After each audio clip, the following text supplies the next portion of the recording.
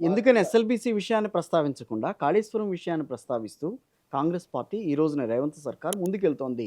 నేనేమంటున్నంటే ఉమ్, రేవంత్ రెడ్డి ప్రభుత్వము లేదా రేవంత్ రెడ్డి కొలువు తీరినటువంటి ప్రభుత్వము అది కాంగ్రెసో కాదో కూడా నాకు తెలియదు. అదేంటి ఆ మాట అన్నారు? ఎందుకు ఇంత డైరెక్ట్గా అంటున్నంటే ఉమ్, అదొక గుంపు సరే. కేసీఆర్ని గద్దదించడం కోసం ఏర్పడినట్టు గుంపే తప్ప ఉమ్, దానికి నిర్దిష్టమైన రాజకీయాలు ఉండుంటే ఇంతకంటే చాలా ఏమంటారు దాన్ని బాధ్యతాయుతంగా మాట్లాడాలి. ఇవాళ కాళేశ్వరం సమయంలో ఇది వర్క్ అప్రూవల్ లోపట పాల్గొన్నటువంటి జూపల్లి కృష్ణారావు వాళ్ళ ఉన్నాడు, అవును. ఆయన పేరు శ్రీనివాస్ రెడ్డి ఉన్నాడు, ఉమ్, ఆయన పేరు తుమ్మల నాగేశ్వరరావు ఉన్నాడు, ఈటల రాజేందర్ ఉన్నాడు. ఉమ్, ఈటల రాజేందర్కి అంత ఇంత నిజాయితీ ఉన్నది కాబట్టి తెలంగాణ కోసం కష్టపడ్డాడు కాబట్టి అట్లెట్లుంటుందండి ఈ ప్రొసీజర్ ప్రకారం అయింది, క్యాబినెట్ మీటింగ్ ఇట్లా అప్రూవల్ అయిందని చెప్పి చెప్పుకోగలిగిండు. అవును. కానీ మిగతా వాళ్ళు ఎంత బాధ్యతారాహిత్యం కంటే ఏది జరగలేదు అంతా ఆయన చేసింది. మరి నువ్వేం చేసినావు? మొరటగా తెలంగాణ భాషలో మరి నువ్వు గడ్డి బిక్కుడు కూర్చున్నావా? ఉమ్, నువ్వేం చేస్తున్నావు? గాడిద పనులు దొమ్ముతున్నావు? నువ్వేం చేస్తున్నావు? అడుగుతున్నా, స్ట్రైట్ అడుగుతావు. yes.